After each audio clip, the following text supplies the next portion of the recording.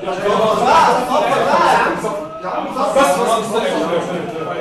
يا عم صفر. يلا يلا هيصفر على فكره.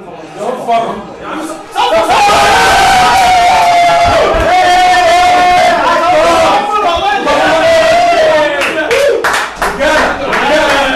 من اول كاس العالم واحنا مصدقينكم واحنا كلنا معاكم، والحمد لله توقعنا طلع صح. وش حلو عليكم ووشكم حلو عليا قوي. هنعمل ايه تاني؟ تعظيم سلام احنا اول ناس عملناها. نقول ديما المغرب، بنحب نقولها وبنقولها من زمان. ديما المغرب، ديما المغرب، ديما المغرب في حلقات كتير. ديما المغرب ده حتى الزفه البلدي عملناها برضه. بس المره دي غير، الحلم كبر مننا وكبر قوي كمان. المغرب خلتنا نحلم بيوم 18/12 وعلى استاد لوسيل اسود المغرب بتجري منصوره شايله كاس العالم ومفرحانا كلنا، وبتهدين مين؟ لامهاتها في المدرجات. يا سلام ايه الاحساس ده؟ والله ممكنه. مع المنتخب ده مفيش مستحيل. هو مين يصدق اللي احنا فيه ده؟ ده منتخب ولا رونالدو ولا دي بروين ولا موراتا ولا مودريتش قدروا يجيبوا جون فيه لوحد الله. منتخب مدرسه في الدفاع، 5 ماتشات ما دخلش فيهم غير جون واحد وفي نفسهم. منتخب ليه شخصيه وهيبه، ما عندوش عقده نقص. يا جدعان انا كاس العالم بالنسبه لي قلب زي رمضان، كل ما اسمع المغرب افرح. الله اكبر الله اكبر عليكم ما شاء الله، بجد حاجه تفرح.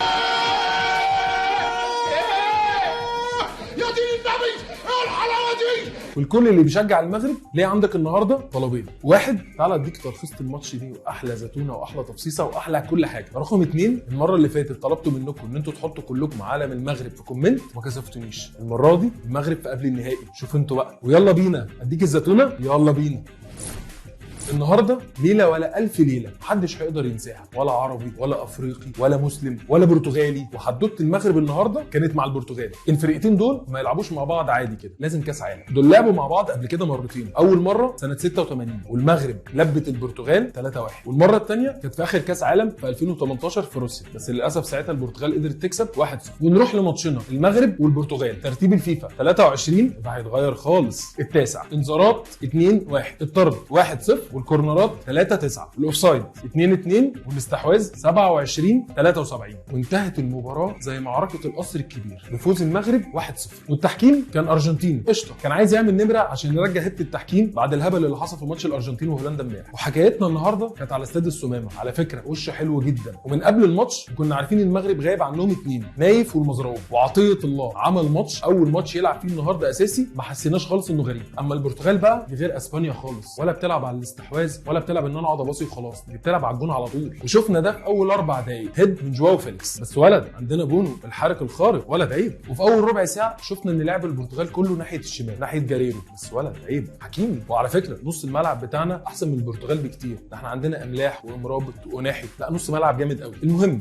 شفنا في لقطه كده برونو دخل بغباوه على بونو، على فكره ده غل، عايزين يهتوه ويخوفوه، بس بونو ابو ضحكه مهفهفه قام طبطب عليه وقال له ما تجوش هنا تاني يا حبيبي. في الدقيقه 25 نشوف المغرب بتعمل احلى حاجه عندها، كره ثابته زياش يرفعها بالمقاس على راس النصيري وتعدي جنب العارضه بسوكه، واحنا كلنا نقول يا رب. بعد اول نص ساعه كده كلنا حسينا بالفرق عن ماتش اسبانيا، بنلعب دفاع متقدم وكل هجمه بنبنيها من تحت، مش طوح لقدام وخلاص، لا ده باين قوي الفرق في الماتش ده. يعني في الدقيقه 34 نشوف اللي احنا بنقول عليه، نشوف اول هجمه مبنيه من تحت توصل لأناحي يعدي الاول والثاني يدي لزياش، من زياش لعطيه الله ويعمل عرضيه خطيره شياكه. وفي الدقيقه 41 لا احفظ الرقم ده كويس، في الدقيقه 41 عرضيه من عطيه الله على راس النصيري وحته ارتقاء من بتوع كريستيانو رونالدو تلبس في الجول، واحنا قلوبنا طارت من الفرحه والله. لحظه اكيد مفيش حد هينساها، وهنا الليله بانت، حتى الدون اراها. في الدقيقه 44 عرضيه برتغاليه تيجي في العارضه، بصراحه جون، بس والله ده سر دعاء الامهات اللي قاعده في الاستاد، بصراحه كانت في منتهى الخطوره. وانتهى الشوط الاول، الشوط الافضل في تاريخ العرب، وبصراحه الاحسن كان متقدم في الشوط ده. وهوب ابتدى الشوط الثاني والاخير، لقينا رونالدو واقف على الخط جازز وبيسخن، بصراحه الواحد قلق. الراجل هيبه وعادي بصراحه يضرب لك مفك في اي ماتش. وفعلا في الدقيقه 50 نزل رونالدو كانسيلو، ولمده ربع ساعه خطوره برتغاليه، عرضيات، برونو يشوط من بره ال 18. وفي الدقيقه 64 نشوف المدرب الرجراجي مدرب الاسود يغير لنا 70 بنزول بنون وجديره وخروج املاح والنصيري، ونزل بنون عشان يبقى رونالدو معاه 3 مدافعين، ونزل النصيري عشان الراجل ده بيعمل مجهود رهيب، قوه والتحامات، بصراحه انت عظيم يا نصيري. وفي الدقيقه 74 نشوف هجمه مرتده للمغرب توصل لجديره، بس خلاص. في الدقيقه 82 وشوف حته شوطه للبرتغال وصدها بونو، ولا سوبرمان ما شاء الله عليك يا بونو بنحبك، ولا المرابط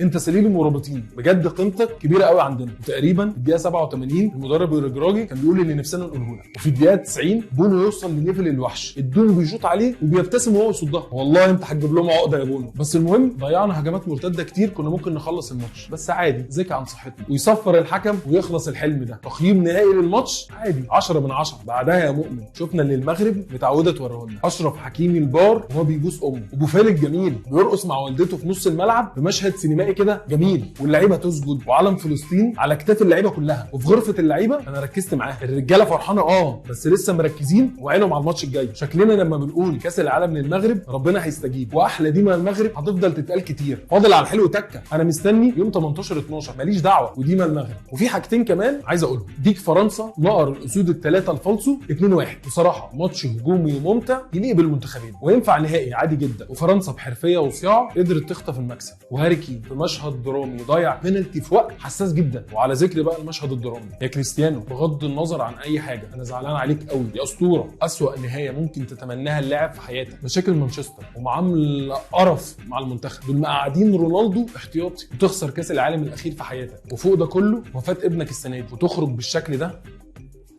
انت من الاسباب ان انا شخصيا احب كره القدم، وهتفضل كبير قوي عندي يا دون، ودايما ديما المغرب.